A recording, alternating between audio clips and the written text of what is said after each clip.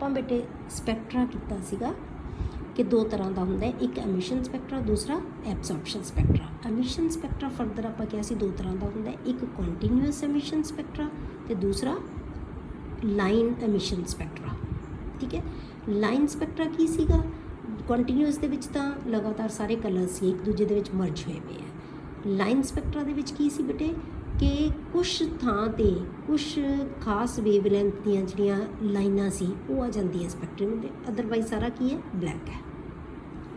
दूसरी टाइप का आपां कीता सी एब्जॉर्प्शन, जिहदे विच जिथे इत्थे कलर्ड लाइनां सी उहदी थां ते कॉन्टीन्यूअस स्पैक्ट्रम दे विच ब्लैक लाइनां आ गईयां होईयां, मतलब कि ये लाइट नूं इहने एब्जॉर्व कर लिया। जिवें आपां एग्जाम्पल ये हाइड्रोजन का स्पैक्ट्रम है, ਜਦੋਂ ਹਾਈਡਰੋਜਨ ਦੀ ਆਪਾਂ ਗੈਸ ਨੂੰ ਗਰਮ ਕੀਤਾ ਤਾਂ ਉਹਦੇ ਵਿੱਚੋਂ ਐਮਿਸ਼ਨ ਸਪੈਕਟਰਾ ਬਣਿਆ, ਉਹਨੂੰ ਅਸੀਂ ਇਸ ਐਮਿਸ਼ਨ ਲਾਈਨ ਸਪੈਕਟਰਾ ਕਿਹਾ।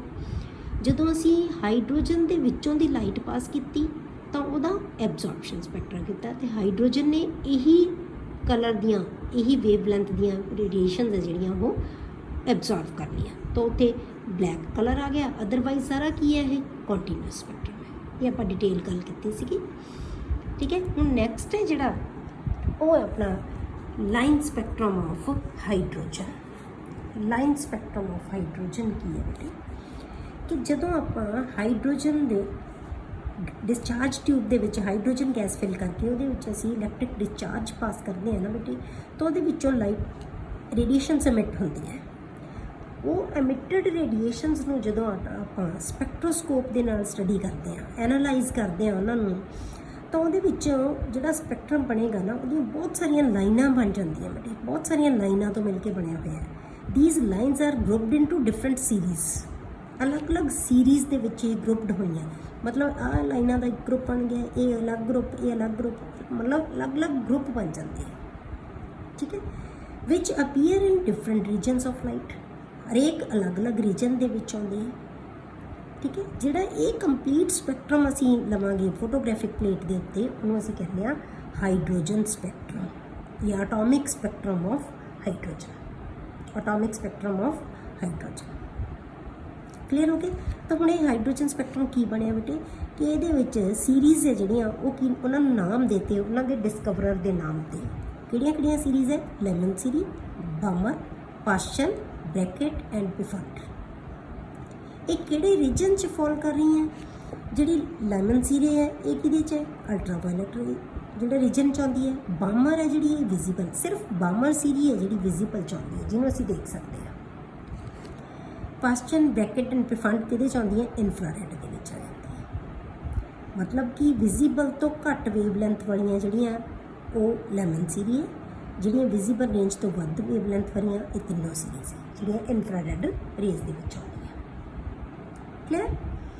हुण इन्हां वेवलैंथ दी बेटे जिहड़े इन्हां रेडिएशनस दी सॉरी वेवलैंथ है जिहड़ी वो कैलकुलेट की जा सकती है। वो वेवलैंथ या उन्हां दा वेव नंबर है जिहड़ा वो कैलकुलेट करन दा एक थ्योरैटिकल मैथड दिता एक साइंटिस्ट रिडबर्ग ने, जिन्होंने असीं रिडबर्ग फार्मूला कह दिंदे हां। हुण ये रिडबर्ग फार्मूला की है बेटे, theoretical equation for the calculation of wavelength of spectral lines is different in different series of hydrogen spectrum is called Rydberg formula और इक्वेशन। ये फार्मूला की है बेटे 1/λ। 1/λ नूं असीं की कहने, wave number is equal to RH into 1/n1 square minus 1/n2 square. ये फार्मूला दिता रिडबर्ग ने कि वेवलेंथ को कैलकुलेट करेंगे। हम R की चीज़ है, RH की चीज़ है बेटे, रिडबर्ग कॉन्स्टेंट है, ये वैल्यू गिवन है 1.09677 × 10⁷ पर मीटर। n1 n2 दोनों की है बेटे, इंटीजर्स है एंड हमेशा n2 is greater than n1, ये वध होएगा। फॉर अ पर्टिकुलर सीरीज जे आप एक सीरीज़ ले देखना होगी, the value of n1 is constant. हर एक सीरीज़ लई n1 की वैल्यू तो की होएगी बेटे, कॉन्स्टेंट, पर n2 की वैल्यू है जी वो चेंज होती रहेगी। जिवें आप एग्जाम्पल लीए लेमन सीरी लई आप देखते हैं तो की है n1 इज इक्वल टू 1 है, n2 है जोड़ा वो की है 2 3 4। हमेशा तुहानूं की क्या है कि n2 is greater than n1। n2 है जोड़ा 2 3 4 5 एंड सो ऑन, जिन्ना मर्जी होम नंबर हो सकता है। बामा सीरीज दे विच किया गया N1 is equal to 2, N2 3 4 5 6 onwards. Next Paschen series लई N1 is 3 and N2 is 4 5 6 7. Bracket series लई N1 is 4 and N2 is 5 6 7 onwards. ठीक है, फिर फंड सीरीज लिए क्या आएगा बेटे N1 is 5 and N2 is 6 7 8 अगों जिन्ने मर्जी जो नंबर का हो सकता है। ठीक है, हम ये जो फार्मूला वो पहला किने यूज़ किया सी बामर ने to calculate wavelengths of spectral lines in visible region, जो विजिबल रीजन के आईया सी लाइना उन्होंने विवेवलेंथ कैलकुलेट करने यूज़ किया सी, इसलिए इनू सी की कहने बामर फार्मूला, इनू बामर फार्मूला कहते हैं। ये वास्ते वो N1 की वैल्यू की सी उत्थे N2, ये दोनों डिटेल बेटे समझ आएगी कि N1 ते N2 की चीज़ां है जो आप बोहर का मॉडल पढ़ांगे। नैक्सट टॉपिक है साडा बोहर्स मॉडल ऑफ एटम। ठीक है, तो नैक्सट है topic Bohr's model for atom. In 1913 Niels Bohr ने बेटे अपना एक नवा मॉडल दिता जिन्होंने असीं कहने न्यू मॉडल ऑफ एटम, जिहड़ा कि प्लैंक की थ्योरी ते बेस्ड सीगा। प्लैंक की थ्योरी के बेस्ड सी, मतलब कि प्लैंक की थ्योरी की सी बेटे कि radiations are of particle nature, कि उन्होंने नेचर पार्टिकल लाइक है। इस टोटली प्लैंक की थ्योरी के बेस्ड सीगा। ये कदों दिता उन्हें आफ्टर रिमूविंग या overcoming limitations of Rutherford model. हम तुहानूं जिहड़ियां लिमिटेशंस है रदरफोर्ड दियां ये एक बार रिवाइज करनियां चाहिए। आप कीतियां सी रदरफोर्ड का मॉडल जो दिता सी उहदे नाल उहदियां आपां लिमिटेशंस भी कीतियां सी। आप एक बार रिवाइज करते हैं उन्होंने की लिमिटेशन सी। उन्हें पहली उहदी लिमिटेशन मेन ये सी बेटे कि वो एटम की स्टेबिलिटी नूं प्रूव नहीं कर सकिया सी, क्योंकि जो क्लासिकल कॉन्सैप्ट ऑफ इलैक्ट्रोमैगनैटिक रेडिएशन से ना वो कहता कि चार्जड बॉडी जो मूव करती है अंडर सम अट्रैक्शन तो उदों रेडिएशन सबमिट करती है। तो इलैक्ट्रॉन भी की है बेटे चार्जड बॉडी है, ये जो रिवॉल्व करेगा तो ये जी फोर्स ऑफ अट्रैक्शन कि होएगी न्यूक्लीयस के नाल। न्यूक्लीयस के उत्ते चार्ज की है पॉजिटिव है, तो वो रेडिएशन एमिट करेगा। हौली हौली रेडिएशन एमिट करता करता कि है न्यूक्लीयस के विच ये गिर जाएगा, तो एटम की हो जाएगी कोलैप्स हो जाएगी। ठीक है, तो ये प्रूव नहीं कर सकिया कि एटम, बट अब सानू पता है कि एटम इज़ क्वाइट स्टेबल, पर ये प्रूव नहीं कर सकिया सी बोहर कि एटम की स्टेबिलिटी हैगी है। स्टेबिलिटी नूं प्रूव नहीं किया सी। इन्हें वो थ्योरी ये जी लिमिटेशन है उन्होंने खत्म किया, इन्हें प्रूव कराया कि जी एटम है वो स्टेबल है।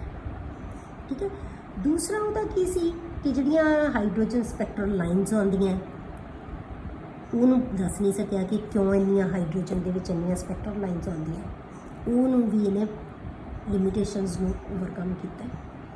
तीसरी चीज़ बेटे मेन दी जिहड़ी सीगी लिमिटेशन बोहर के मॉडल की वो की कि इलैक्ट्रॉन का किवें किहड़े शैल किवें इलैक्ट्रॉन हैगे है, तो उन्होंने एनर्जीज़ की है, तो इन्हें एनर्जीज़ नूं भी दस्सिया।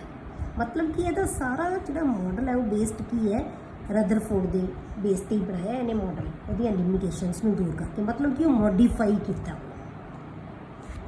क्लियर, हुण आपां करदे बेटे postulates of Bohr theory. Bohr theory के पोस्टुलेट की है। सब तो पहला की है कि electron can revolve only in well defined circular path called orbits, मतलब एक well defined circular path. Rutherford ने की कहा सी कि विचाले न्यूक्लीयस है, वो आले दुआले इलैक्ट्रॉन्स रिवॉल्व करी जाते, वो जिथे मर्जी घूम सकते हैं।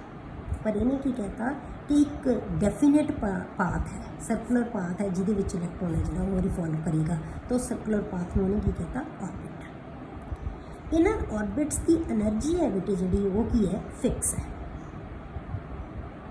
ठीक है, तो उन्होंने इसे करके उन्होंने नाम की देता एनर्जी लैवल्स, क्योंकि हरेक ऑर्बिट की एनर्जी की होएगी फिक्स होएगी, इस करके उन्होंने नाम की देता एनर्जी लैवल्स और स्टेशनरी स्टेट कहते हैं।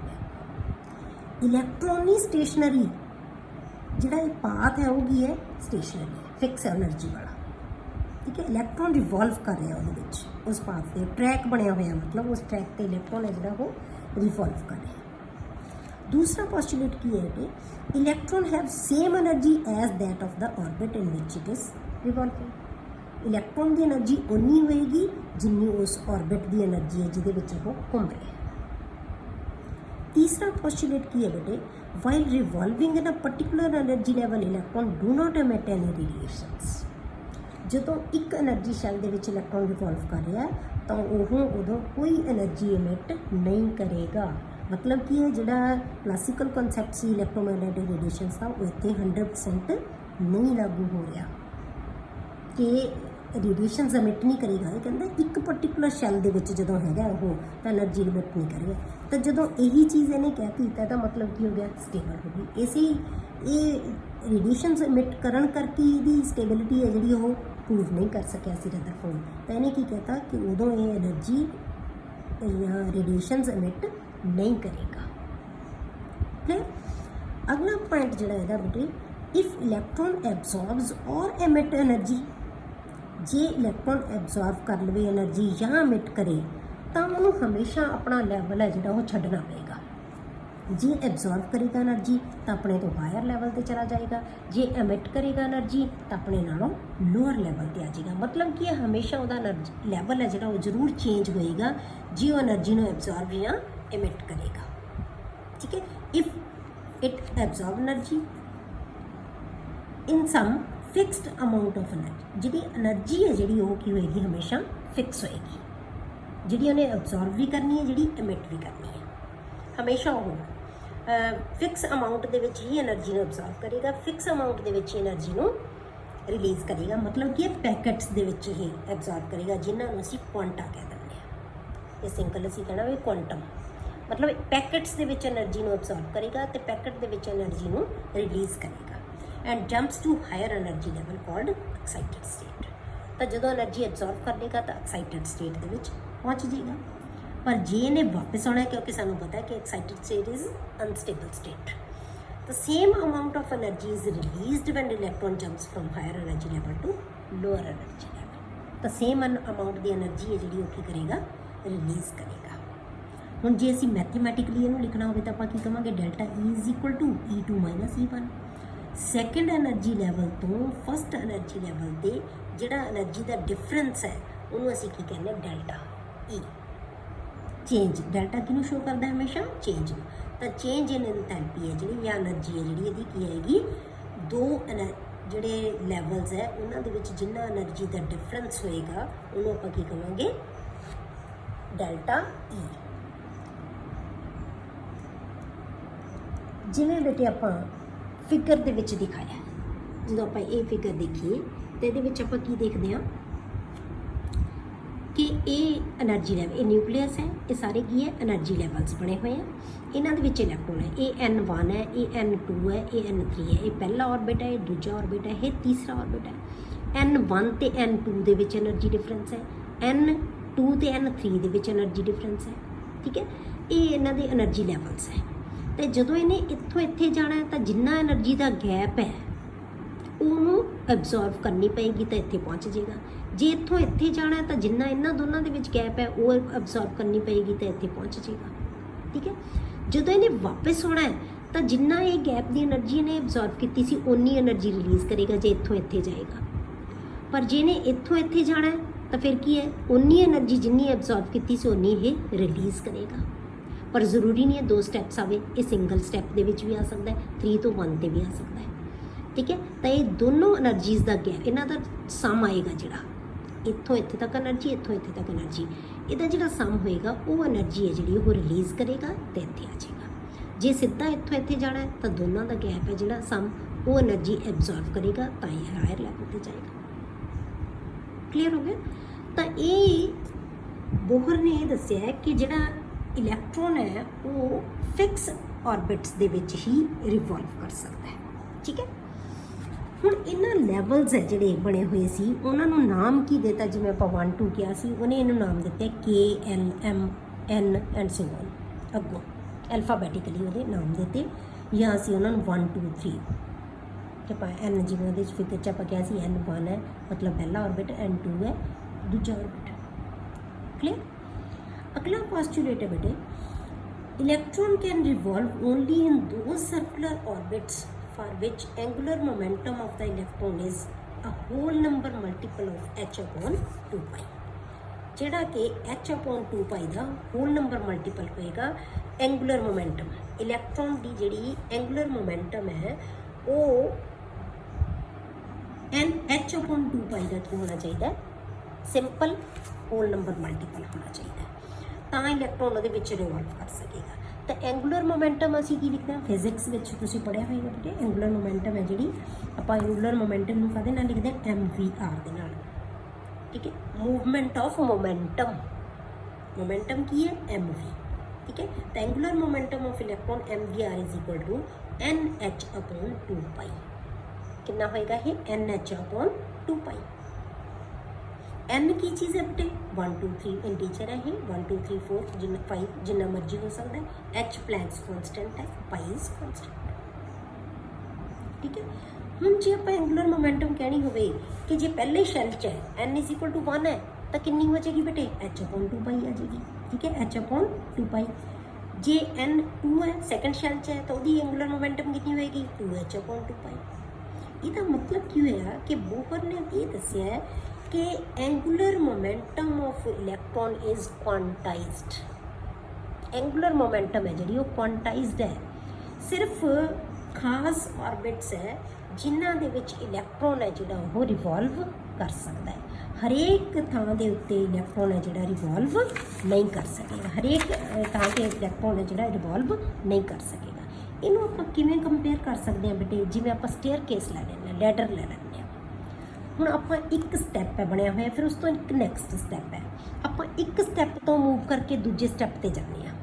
ਜਿਹੜਾ ਇਨ ਬਿਟਵੀਨ ਸਪੇਸ ਆ ਗਈ ਉੱਥੇ ਅਸੀਂ ਆਪਣਾ ਪੈਰ ਨਹੀਂ ਰੱਖ ਸਕਦੇ। ਅਤੇ ਇਸੇ ਤਰ੍ਹਾਂ ਇਲੈਕਟ੍ਰੋਨ ਹੈ ਪਹਿਲੇ ਸਟੈਪ 'ਤੇ ਰਹਿ ਸਕਦਾ ਹੈ ਜਾਂ ਨੈਕਸਟ ਸਟੈਪ 'ਤੇ ਜਾਏਗਾ ਜਾਂ ਉਸ ਤੋਂ ਨੈਕਸਟ 'ਤੇ ਜਾਏਗਾ। ਇਨ ਬਿਟਵੀਨ ਸਪੇਸ ਹੈ ਜਿਹੜੀ ਉੱਥੇ ਇਲੈਕਟ੍ਰੋਨ ਐਗਜ਼ਿਸਟ ਨਹੀਂ ਕਰੇਗਾ, ਉੱਥੇ ਰਿਵੋਲਵ ਨਹੀਂ ਕਰ ਸਕੇਗਾ। ਤਾਂ ਸਟੇਅਰ ਕੇਸ ਦੇ ਨਾਲ ਤੁਸੀਂ ਇਹਨੂੰ ਕੰਪੈਰੀਜ਼ਨ ਇਹਦਾ ਕਰ ਸਕਦੇ ਹੋ ਕਿ ਜਿਹੜੇ ਆਰਬਿਟਸ ਹੈ ਉਹ ਕੀ ਹੈ, ਸਾਡੇ ਸਟੈਪਸ ਬਣੇ ਹੋਏ ਆ ਜਿਹੜੇ ਸਟੇਅਰ ਕੇਸ ਦੇ, ਤਾਂ ਸਟੈਪਸ 'ਤੇ ਹੀ ਅਸੀਂ ਆਪਣੇ ਪੈਰ ਟਿਕਾ ਸਕਦੇ ਹਾਂ, ਠੀਕ ਹੈ। ਇਸੇ ਤਰ੍ਹਾਂ ਇਲੈਕਟ੍ਰੋਨ ਵੀ ਉਹ ਸਟੈਪ 'ਤੇ ਹੀ ਰਹਿ ਸਕਦਾ ਹੈ, ਇਨ ਬਿਟਵੀਨ ਸਪੇਸ ਹੈ ਜਿਹੜੀ ਸਟੈਪਸ ਦੇ ਵਿਚਕਾਰ, ਉੱਥੇ ਉਹ ਨਹੀਂ ਹੋ ਸਕਦਾ। ਕਲੀਅਰ।